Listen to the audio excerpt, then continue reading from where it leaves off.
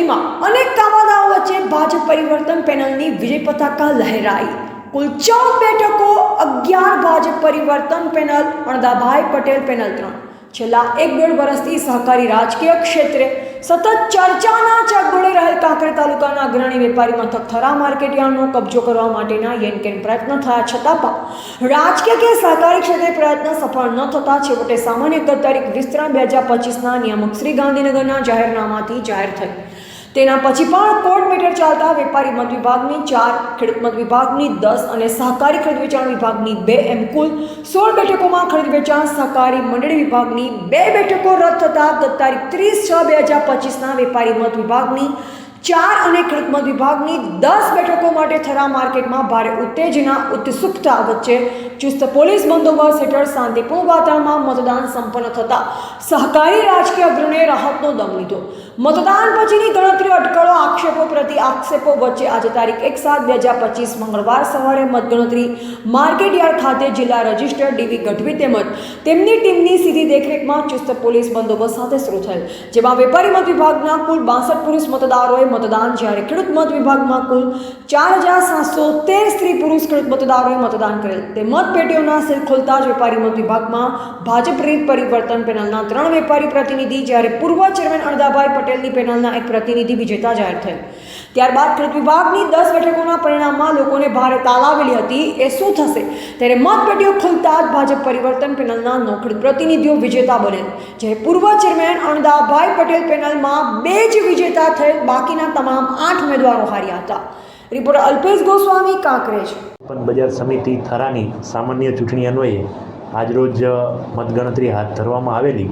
ખેડૂત વિભાગના 10 બૂથોનું અને વેપારી વિભાગના 1 બૂથનું મતગણતરી શાંતિપૂર્ણ રીતે પૂર્ણ થયેલ છે અને ખેડૂત વિભાગ અને વેપારી વિભાગની બંનેના જે સૌથી વધારે મત મળેલા અને વિજેતા જાહેર થઈ ઉમેદવારોની જાહેરાત કરવામાં આવેલ છે।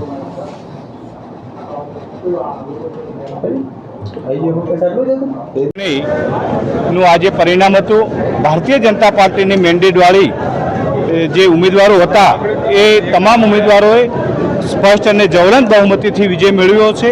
ત્યારે આ પ્રસંગે હું ભારતીય જનતા પાર્ટીના તમામ કાર્યકર્તાઓ, પાર્ટીના બૂથ લેવલથી લઈને શક્તિ કેન્દ્ર હોય, તાલુકા પંચાયત હોય, જિલ્લા પંચાયત હોય, પાર્ટીના સિનિયર સૌ કાર્યકર્તાઓનો તાલુકા ભાજપના પ્રમુખ તરીકે હું હૃદયપૂર્વક ખૂબ ખૂબ આભાર માનું છું।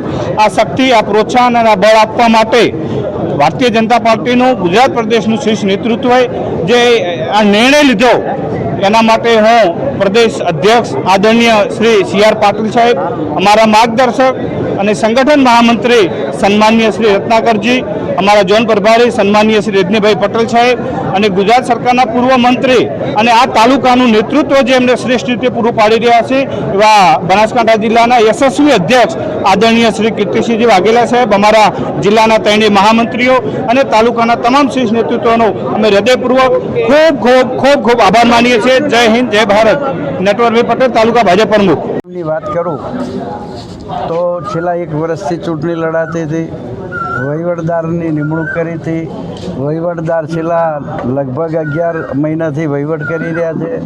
એના પછી પણ કોર્ટની અંદર મેટરો થઈ હતી। કોર્ટમાં જ્યારે હુકમ થયો કે ભાઈ કમિટીને રદ કરતો હુકમ થયો, 7 જણની કમિટી નિમિત્તિ ચેરમેન સુધીની, એટલે એનો હુકમ કોર્ટે રદ કર્યો। એના પછી પાછો કોર્ટ મેટર ચાલી। કોર્ટ મેટર ચાલતા 21/3 પહેલાં ઇલેક્શન ડિક્લેર કરવાની હાઈકોર્ટે એમને ઓર્ડર કર્યો સરકારને। એટલે સરકારે અમારી ચૂંટણી 20મી તારીખે ડિક્લેર કરી, 20/3 એક જ દિવસ। હાઈકોર્ટે ઓર્ડર કર્યો તો 15 દિવસનો ગાળો હતો વચ્ચે, પણ છેલ્લે દાડે જ કરી। એટલે બોગસ ધિરણ કરવા માટેનો પૂરેપૂરો બેંકને ટાઈમ આપ્યો। બેંકે પણ ધિરણ કેવું કર્યું છે, એક ખેડૂતને 25,000, 2 ખેડૂતોને 25,000, 50,000, એક મંડળીની અંદર 25,000નું જ ખાલી ધિરણ એક જ ખેડૂતને। એક મંડળી એવી હોય કે એમાં 2 જ ખેડૂતોને 25,000નું ધિરણ કરીને 50,000 ધિરણ કરીને મંડળી મોટરમાં લાવી છે। એટલે આ રીતે 32 મંડળીઓ બોગસ, જે બોગસ એટલા માટે કહું કે મંડળી રજિસ્ટ્રેશન તો સાચું હોય, પણ જે અમારો હાઈકોર્ટનો ઓર્ડર થયા પછી કોઈ પણ મંડળી ઇલેક્શનની યાદીમાં લેવામાં આવે નહીં. એટલે હાઈકોર્ટે ઓર્ડર કર્યો કે તમારે 21 પહેલાં કરી દેવાનું છે ચૂંટણી, અને છતાં જાહેર કરવાની છે. છતાં અમને જે 32 મંડળીઓને ધિરણ કર્યું, એટલે 32 મંડળીઓના 630 વોટ જે છેલ્લી તારીખે મતદાર યાદીમાં ઉમેરો થયો, અને 630 વોટ જો ના હોય તો અમારી ખેડૂતની 10-10 પેનલ 500થી વધારે વોટે જીતે. તમે કહ્યું કે જે 32 જે બોગસ મંડળીઓ છે એ કોને કર્યું છે અને કોણ છે? એ 32 મંડળીઓ તો મને યાદ નથી, પણ એક ગામની અંદર 5 મંડળીઓ ધિરણ કરતી હોય અને એ ગામમાં 6ઠી મંડળી ધિરણ આપવા માટે 25,000નું ધિરણ કર્યું હોય કે 50,000નું ધિરણ કર્યું હોય, એ ગામમાં ખેડૂતને એકને ધિરણ કરી અને જે મતદાર યાદીમાં દાખલ થવા પૂરતું ધિરણ કર્યું છે બેંકે, અને આ લોકોએ અંદર કરાય છે.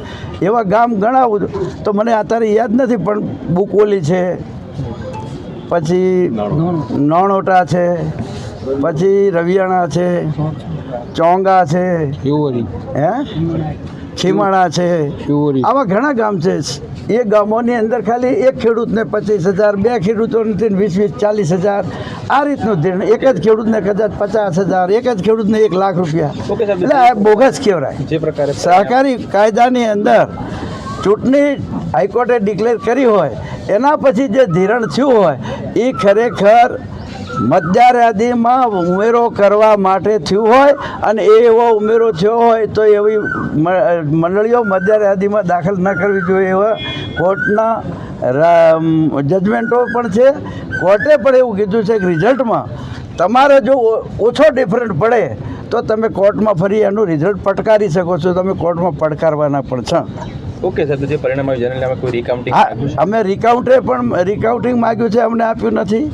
અમે ફોન ઉપર એમ કે નીકળી ગયા છીએ તો ફોનથી પણ મેં વાત કરી છે કે ભાઈ એમને તમે બોગસ શું 200 વોટ જે રદ થયેલા છે ને એ અમને થોડા નજર સમક્ષ કઢાવી દો. કદાચ એમાં 10-20 વોટ અમને એવું લાગે છે કે અમારા તમે રદમાં વધારે ગણાઈ ગયો હોય, ભૂલથી ગણાઈ ગયો હોય, કોઈ એવો સિક્કો એવો થઈ ગયો હોય કે જેનું રબડ ઉખડી ગયું હોય અને ખાલી સિક્કો મારી દીધો હોય. આ તો ઘણા લોકો પ્રેક્ટિસવાળા હોય કે ભાઈ હવે મતદાન કરવા જાય તો રબડ કાઢી દીધી, એટલે આ બૈરા બધા છે મતદારો, અભણ મતદારો, ખેડૂત એટલે અભણ, એ પછી રબડ જોશે ને એમને આમ સિક્કો કરી અને મત ઉપર ખાલી સિક્કો મારશે ચોકડી વગરનો. એટલે આવું પણ થયું હોય એવું અમને લાગે છે, અને એવો મને એમ લાગે છે કે એવા 30 વોટ 30-40 વોટ છે. જે પરિણામ આવ્યું છે હા, બગડે. શું કે છે ચૂંટણી અધિકારીનું શું કહેવું છે? ચૂંટણી અધિકારી તો જે કીધું એ એના પ્રમાણે કીધું છે, પણ મને વિશ્વાસ નથી આવતો કે આ જે રદ થયેલા વોટો ગણ્યા હોત તો અમારા 2-3 ઉમેદવારો જીતી જાય. ઓકે.